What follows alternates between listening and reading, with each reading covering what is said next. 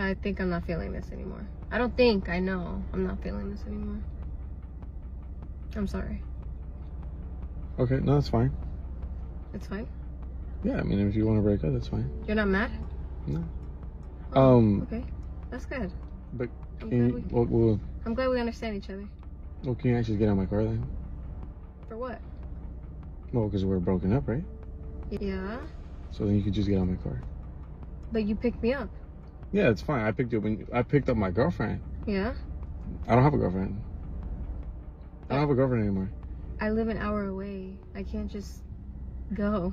You have to take me home. Well, it kind of sounds like a you problem. I mean, like, I don't know you. Like, are we a thing? You're gonna let me go home alone? Well, yeah, I mean, we're nothing, so that's not really my problem. But, so you don't care about me? No, there was a point when I cared. It's just, you're not my girlfriend, so. You're gonna let me walk out? Yeah, I actually do gotta go home, so if you could just please step out, please. No, I have to go home too. You're the one that picked me up. I don't know what to tell you. This is my car and you're not my girlfriend, so.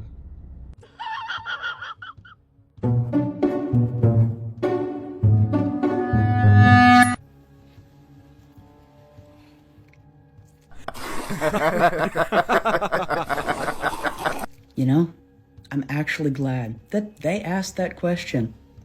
Even though that was meant to be a dig at men, it actually is a positive sign. Because once a question is asked, it must have an answer. And there are, quite frankly, some women out there who are really not ready to hear what men have to deal with on a daily basis, because there are many women out there that are of the mistaken opinion that since many men don't talk constantly about what they deal with every single day, that they must not be going through anything. So yes, I'm really glad that question was asked, because I think it's about time that some women finally heard. Now listen closely to what's really being said here, because this is where the mask slips. This situation would require genuine empathy, and empathy is exactly what's missing. The reality is, a lot of these conversations aren't about understanding anyone else's experience. They're about validation. They're about attention. And most importantly, they're about keeping the spotlight firmly on self. Before we dive in, drop a comment. Are modern men more delusional, or is it the ladies? Hit like and subscribe so you don't miss what we expose next. Notice the contradiction. She's not alone. There's a man sitting right there in the car, most likely her husband. That alone destroys the narrative. If she actually cared about what men go through, she wouldn't need to fish for reactions online. She'd already know. She has direct access to a man's lived experience every single day. But instead of asking him, instead of listening privately, she turns it into a public performance. And that's the key point. These videos are not questions, they're accusations dressed up as curiosity. They're framed to provoke, not to learn. When she says things like this, it's not because she wants answers, it's because she wants agreement. She wants affirmation that men are the problem and that she's already right. This is why these clips always feel like subtle jabs. They're not invitations to dialogue, they're traps. No matter how a man answers, he's wrong. If he speaks honestly, he's insensitive. If he hesitates, he's guilty. And if he disengages, he's emotionally unavailable. There is no winning, because winning was never the point. This reflects a much larger cultural habit we keep seeing. Accountability gets replaced with performance. Listening gets replaced with virtue signaling. And real conversations between men and women get sacrificed for viral moments and social approval. So when you see clips like this, understand what's actually happening. It's not about men's struggles. It's not about fairness. It's about control of the narrative and making sure empathy only ever flows in one direction. And this next example makes that even clearer. Suffering in silence. Why am I always hearing about it? Like, can the suffering in silence guys tell the others so that they'll shut the times? I know, right? Could you imagine a man actually having emotions? So I just got back from out of town, right? I was on a business trip, came back to see my wife, but she wasn't here and I was kind of confused. Like, whatever. But I walked into the bathroom to use the restroom and I noticed something under this towel, right? And at first I didn't want to touch it, but it's literally some dude's drawers. So she must have had somebody over when I was out of town. Gotcha. And must have been dumb enough. They both must have been dumb enough to leave freaking underwear on the ground where I can see it. So yeah, that's kind of what I'm dealing with right now. Unfortunately, my wife is gonna face the consequences of what she did. But I guess that's how the world works. I did do some digging and did some research, and it does end up that she was on Tinder. So it's just kind of annoying. Now this is where predictability enters the chat, and once you've seen the pattern, you can't unsee it. In situations like this, the response is almost scripted. When accountability finally shows up, when he confronts her about something she already knows she did, the conversation rarely stays on the facts. Instead, it shifts emotionally. Tears come out. The tone changes. Suddenly, the person who caused the issue becomes the one who's hurt, overwhelmed, or misunderstood. And let's be clear about what's actually happening here. This isn't remorse. This is damage control. There's a massive difference between being sorry for an action and being sorry that the action no longer stays hidden. One requires self-reflection, the other only requires getting caught. And in a lot of modern relationship dynamics, that second one is far more common than people want to admit. Watch how fast responsibility gets reframed as cruelty.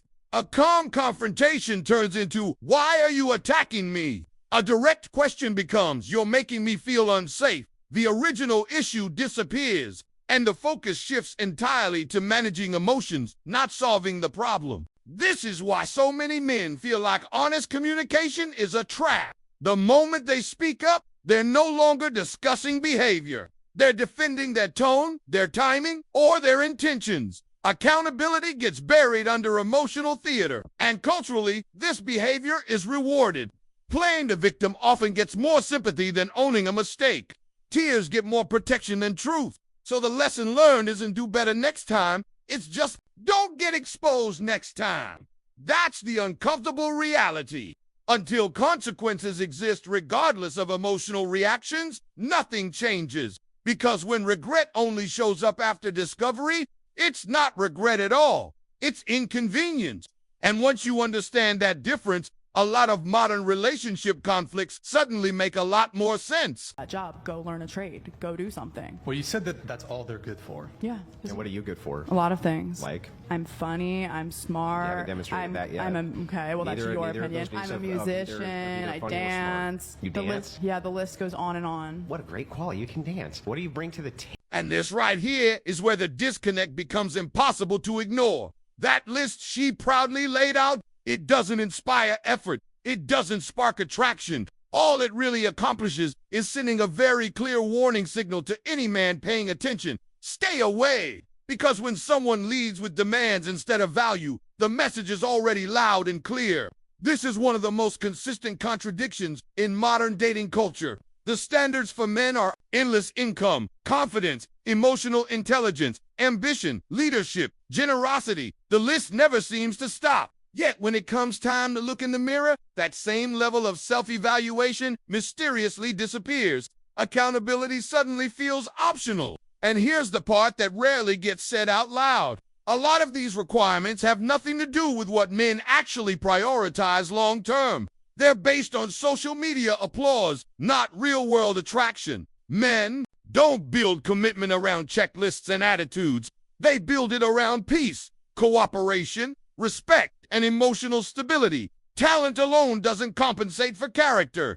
Being creative, funny, or musically inclined might be interesting, but it's not currency for entitlement. No man with self-respect is signing up for constant friction just because someone brings vibes or personality to the table.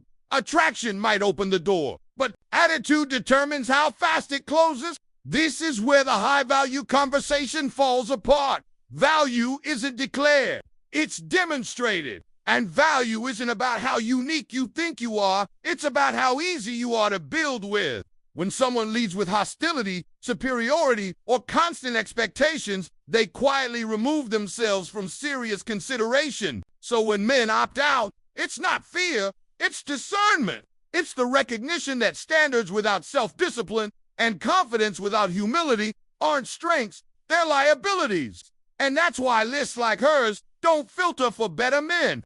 They filter her out. I'm smart, I'm funny, I'm attractive, I have talents. I don't know if men are so useless that their only job is to be providing for you. It sounds like you're just a typified eater. Like, I don't know what you're really bringing to the table. You're just kind of consuming resources, right? I mean, if you want to hear the answer that I could be domesticated and I can cook and clean and do all that, I can. No, that's not what I'm asking. What I'm asking is what of value are you bringing to society? By being me, By I don't being know. you.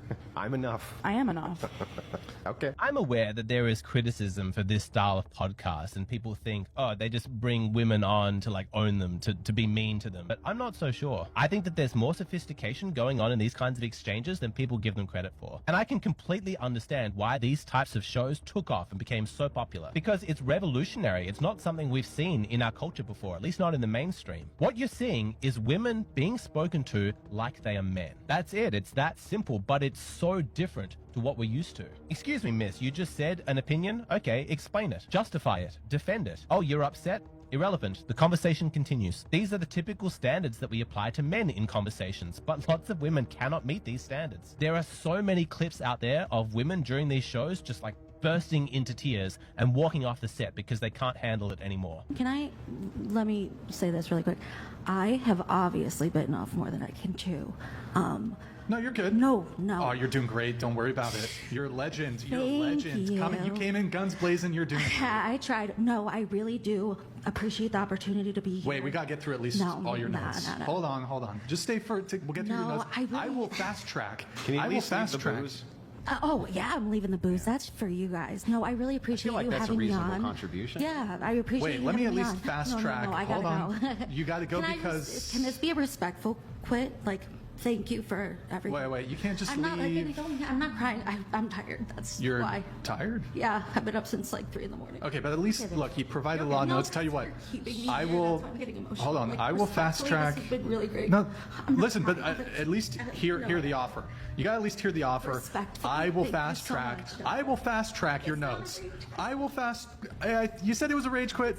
I think it was a rage quit. Thank you so much. I think it was a rage quit. I think you can't defend your worldview. You can't defend your worldview. I think you're a coward, to be honest. I think it's cowardly for you to quit. It is so interesting to watch because for a lot of these women, this is the very first time that they have ever been made aware of their own privilege. They have lived a life where every single interaction they ever had only moved at the pace of their emotional comfort. It's always been so easy for them because they've always been catered to. I don't need to tell you guys, but that is not men's experience of this world. Unlike women, no one gives a how a man is feeling. Every single guy watching this video right now knows exactly what I'm talking about. You are a man. You think crying is going to get you out of something, help you avoid accountability? You think the world is going to stop just because you're having some emotion? This is exactly the core issue, and it explains so much of the confusion we're seeing play out in real time. When someone grows accustomed to being prioritized, accommodated, and protected by default, that treatment stops feeling like a privilege. It starts feeling like a right. So the moment that special handling disappears, it doesn't register as neutrality. It registers as oppression. That's how we end up in this upside-down reality where equal treatment suddenly gets labeled as unfair. When a man doesn't overextend, overpay, over-apologize, or over-tolerate, it's framed as hostility. Not because he did something wrong, but because he didn't do extra. This is what entitlement looks like when it's normalized. Being catered to becomes the baseline, not the bonus. And once that happens, accountability feels like an attack, and boundaries feel like discrimination. Culturally, this mindset has been reinforced for years. Society has trained men to accommodate and women to expect accommodation. So when a man simply opts out of that dynamic, when he treats someone as an equal instead of a dependent, it creates shock. The script breaks, and instead of asking, why am I no longer receiving this treatment, the question becomes, who do I blame for losing it? That's where words like sexism get deployed, not to describe real injustice, but to pressure compliance back into place. The uncomfortable truth is this: equality feels like punishment to anyone who benefited from preference. And that's why so many modern interactions feel tense. Not because men are suddenly worse, but because more of them are refusing to play a one-sided role. Once you see that, the reactions make perfect sense. It's not about fairness being denied. It's about special treatment no longer being guaranteed, and that's a very different conversation. $100 deposit before she goes on a date with a man. If a man wants to take me on a date moving forward, I now require a $100 refundable deposit on a date. Hear me out. Man makes reservation, wants to take me out, wonderful, no problem. Gets there early. Okay, kudos for him. He calls me and says, I've made a mistake. Sir, what is the mistake that you've made? He says, I can't get in because I don't meet the dress code requirement. I say, well, what are you wearing? Because look at me. What? Okay, I'll see you in a moment. I'll be there in a couple minutes. He goes, yeah, I forgot they had a dress code. You made the reservation. You said you've been here before. And you put on a jogging suit for a first date, mind you. Do people not try to put their best foot forward anymore? And don't get me wrong. If you wanted something casual, sir, you should have said meet me at Starbucks or Chipotle. I love a good bow. I would have showed up in my leggings, the worn out ones, oversized t-shirt, and some New Balance. So a man will be paying a $100 deposit if you want to take me on a date. If you show up and you can do the little bitty things like get in the establishment for The attitude on this one. Now, I get it. You don't want to show up in joggers probably to a first date. Now, he did mention he didn't know the place had a dress code, although he said he'd been there before, so we're getting a little bit of a rocky story there. But this sort of reaction to that, reacting and saying that you need a $100 refundable deposit for a date is insane. You are not a hair service. You're not providing any service at this point. You are being asked to go on a date to meet another person to see if you're compatible. You do not need a $100 refundable deposit for that. Oh my gosh. This is getting insane. Or the reservation you made. Your $100 will be fully refunded before we leave the establishment, okay? Let's be clear on this before y'all hop on Beyonce's internet and say I'm looking for money. No, I have my own coins. But it's not every day that a woman spends $170 for a beat like this. Can we? And nobody told you to do that. Nobody told you to do that. And what's up with men? I don't know. I wanted to ask you. Men don't come up and ask or talk to you anymore. There was this cute guy. He went to the bar at one point, so I was like, oh, let me go to the bar too. So I saddled up next to him at the bar and kind of gave a look.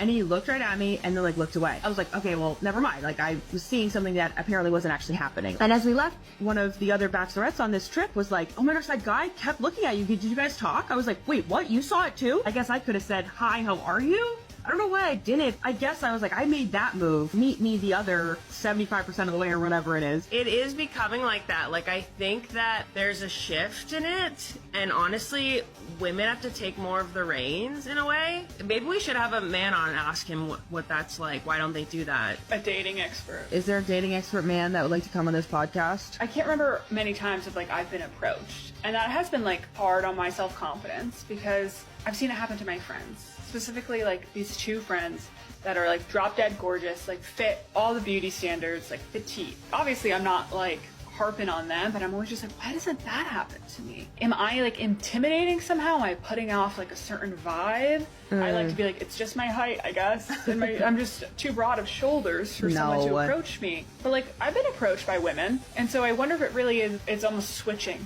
these days. People are just changing. I love it. Okay, so you don't need a male dating expert on your show, honey. You should just call me. I'll mosey on down and tell you what's going on. Okay, so here's what's happening. Guys, you tell me if I'm right. In the chat, go ahead. I want you to just tell me, by the way, give me your opinion. Why are you guys not approaching women? Let's hear. I want to see in the comments. I want to see in the chat. I'm going to tell you why I think you're not approaching women. First of all, you've had enough. You're tired of getting used and abused, right? So typically you used to approach women, get laughed at. Oh, women are wanting you to approach just so that they can get attention and validation about how good they look that night, get their free drink, and then they drop you like a hot potato, right?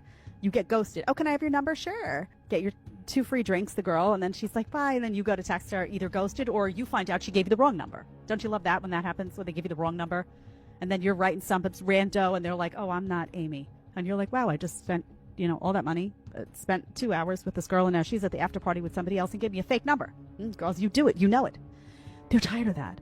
They're tired of now, especially with social media. It's blown up the whole game because you can see the girls laughing at you, making videos, gold diggers everywhere, talking about how, oh, you're so ugly. Oh, you don't have all these specific. Oh, I went out with him, but he's only 5'8", so I didn't take him seriously. But I drank all his drinks and all his bottles. And if this breakdown resonated with you, if you found yourself nodding along because you've seen these patterns play out in real life, then you're going to want to stick around because the next video goes even deeper into these dynamics. More examples, more receipts. More uncomfortable truths that most people avoid saying out loud. This isn't about picking sides. It's about cutting through the noise and calling out behavior for what it actually is. So if you enjoyed this one, I promise the next video will hit even harder. I'll see you there.